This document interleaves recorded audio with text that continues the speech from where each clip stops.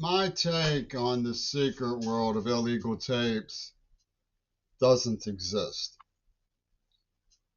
In other words, my interpretation of the celebrity free for all that what has gone on doesn't exist.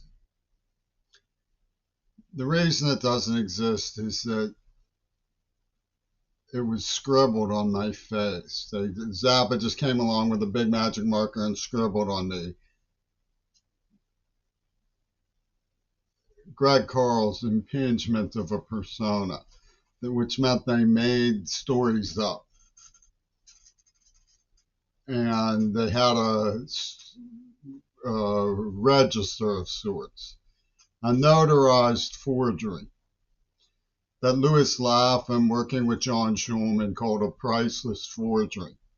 So the kickoff was Louis Lapham's announcement that a priceless forgery was worth more than a child who'd been tortured as a symbol of humanism under Reagan during the fundamentalist rampage.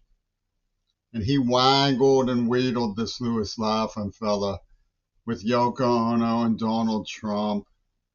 The Kennedy was inconsequential, that the whole is greater than the sum of its parts, that the queer ball is answerable to the school football team, and so on and so forth.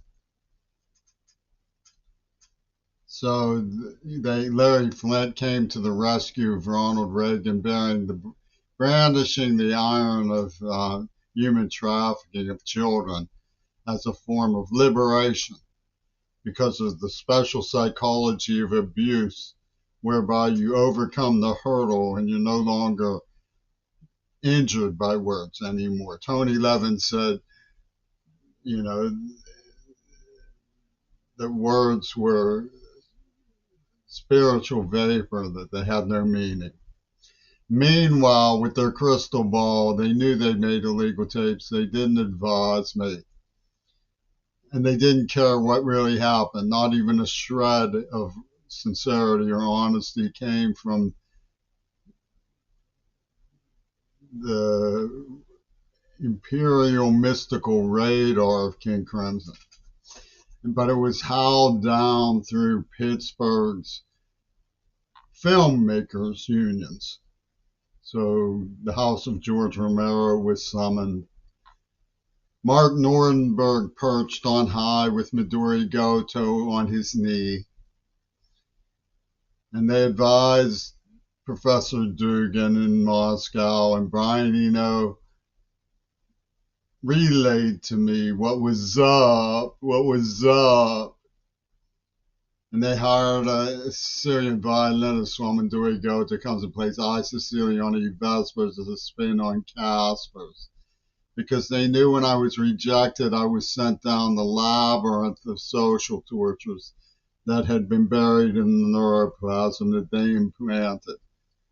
I went into seizures and cried, and they thought that was delectable.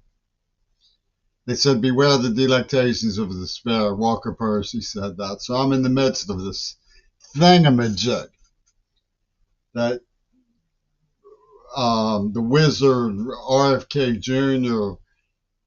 helicopter chopper these Wichita figure skaters to clear the air about Senator Hines.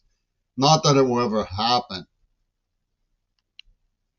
Princess Diana, who else? JFK Jr. And it's just zap, zap, zap, zap. Cersei Kennedy, Dugan's daughter. Oh, you're supposed to barter against this wheel. Please don't implicate my niece, Mr. Scorsese. Please don't harm Greta, Mr. Attenborough. You're supposed to barter against this wheel of phenoms. And the big new. Lloyd Austin pronounces for the black man. And it has to be a black narrative. This all has to trace back to Tupac Shakur, or else blood will be shed. My take on this is that it's imperial fantasy from Yoko Ono's with control tower and cackling and mayhem. They snuck up on me with Maxwell's silver hammer and came down on my head. It was like being shot. I was attacked from behind as a 12-year-old, I guess I was, by a full grown man. And I now say, I have to lick boot, or Pittsburgh will say, huh.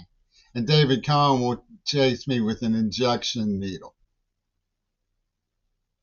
from the war game that Reagan was just waved off about. Why he called it a coop, chicken coop, play a game of chicken with Everett Koop. And Munoz was like, I don't like him. He's the only storybook I've ever wanted to burn. I'm going to burn his book. I don't like him. Clint Eastwood was, that's right. Where Doubles Dare was no illusion to no plot tracing back to bystanders in the city of Fayoum counterfeiting that. It don't work that way, Queerball.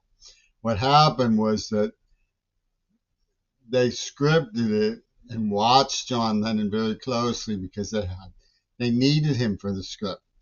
So then they somehow used radar to get Yoko Ono to prevail upon him to go out that night. And then, of course, there's no body anymore. There's no body. It's disappeared into New York's, production system, hospital of chaos.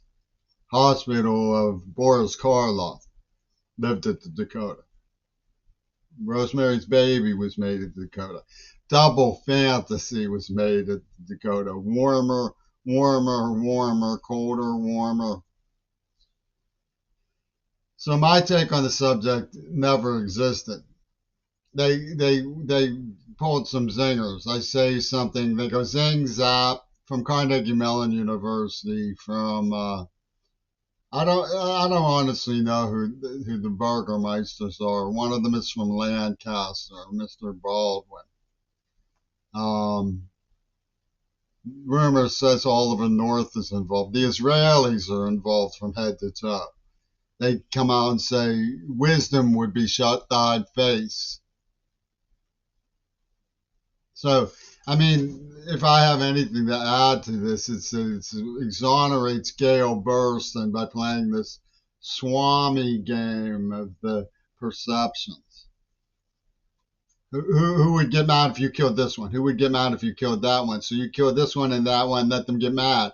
Then you say, now calm down, bring out the Pope. What it is Israel killing people. Israel launched attack on the United States of America. I was every bit a symbol of America as the USS Liberty.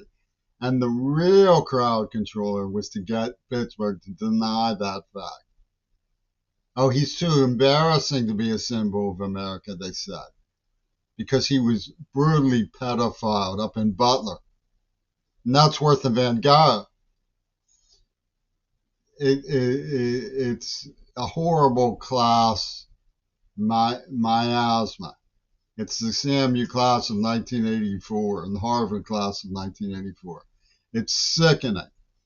And these bizarre people who put on the production in Paris of the Bacchus at the Olympics to get a backlash from the right-wing Christians. That's the only game that Peter Sinfield ever knew how to do, was to play devil's advocate to bring out the right-wing Christians.